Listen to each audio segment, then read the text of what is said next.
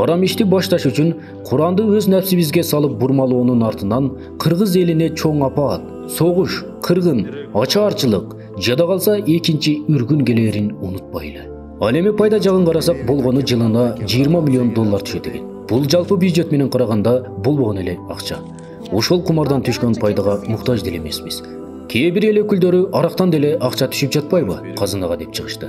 Балким ошол арам акчанын айынан казынабызда береке жок болуп жаткандыгын ойлодуңарбы? Нарктуу кыргыз арам оокат менен жан сактаган эмес. Казино көпчүлүк өлкөлөрдө наркотрафик, криминал, көмүскө бизнес, сойкулуктан түшкөн акчаларды адалдоонун бир ыкмасы катары колдонулат.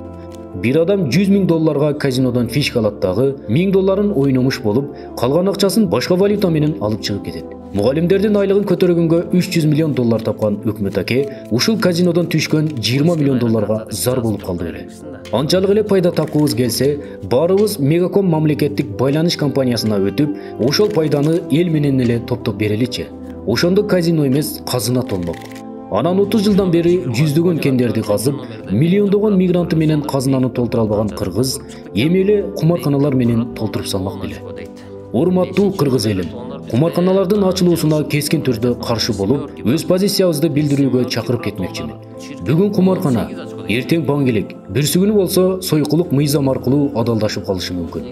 Бүгүн унчукпай кабыл алуусуна көз жумсак, анда эртең келчү жер титирөө, сел ташкыны, жер көчкү, кымбатчылыкка наалыбайлы. Арам тамак аш болбойт. Эсибиз барда этегибизди жыялы.